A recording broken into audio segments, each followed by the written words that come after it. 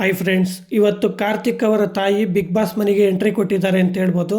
ಕಾರ್ತಿಕ್ ಅವರ ತಾಯಿ big boss ಮನೆಗೆ ಬಂದಾಗ ಬಿಗ್ ಬಾಸು ಮನೆ ಒಳಗಡೆ ಇರೋ ಸ್ಪರ್ಧಿಗಳಿಗೆ ಪಾಸ್ ಅಂತ ಕೊಟ್ಟಿರ್ತಾರೆ.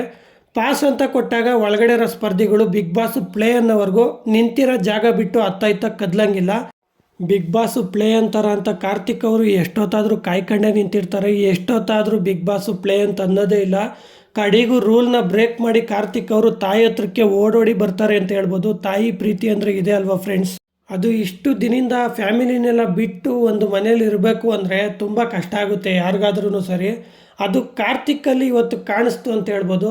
ಅವರು ಓಡ್ ಬಂದಿದ್ದ ರೀತಿ ಆಗ್ಬೋದು, ಅವ್ರು ರೂಲ್ಸ್ನ ಬ್ರೇಕ್ ಮಾಡಿದ ರೀತಿ ಆಗ್ಬೋದು. ಅಲ್ಲಿ ರೂಲ್ಸ್ನ ಬ್ರೇಕ್ ಮಾಡಬೇಕು, ಆಟನ ಸ್ಕಿಪ್ ಮಾಡಬೇಕು ಅಂತ ಬೇರೆ ಯಾವುದೂ ಉದ್ದೇಶ ಇರಲಿಲ್ಲ ಅವ್ರ ಮನಸ್ಸಲ್ಲಿ. ಆದರೆ ಆ ಫೀಲಿಂಗ್ಸು, ಆ ಎಮೋಷನ್ಸ್ ಅನ್ನೋದು ಒಂದು ಇರುತ್ತಲ್ಲ, ಅದು ರೂಲ್ನ ಬ್ರೇಕ್ ಮಾಡೋ ಥರ ಮಾಡಿದೆ ಅಂತ ಹೇಳ್ಬೋದು. ಫ್ರೆಂಡ್ಸ್, ಕಾರ್ತಿಕ್ ಅವರ ತಾಯಿ ಬಿಗ್ ಬಾಸ್ ಮನೆಗೆ ಎಂಟ್ರಿ ಕೊಟ್ಟಿರೋದ್ರ ಬಗ್ಗೆ ನಿಮ್ಮ ಅಭಿಪ್ರಾಯನ ಕಮೆಂಟ್ ಬಾಕ್ಸ್ನಲ್ಲಿ ತಿಳಿಸಿ. ಹಾಗೆ ಈ ವಿಡಿಯೋ ಇಷ್ಟ ಆಗಿದ್ರೆ ಒಂದೇ ಒಂದು ಲೈಕ್ ಮಾಡಿ, ನಮ್ಮ ಚಾನಲನ್ನು ಸಬ್ಸ್ಕ್ರೈಬ್ ಆಗಿ ಸಪೋರ್ಟ್ ಮಾಡಿ ಅಂತ ಹೇಳ್ತಾ ಬಾಯ್ ಫ್ರೆಂಡ್ಸ್.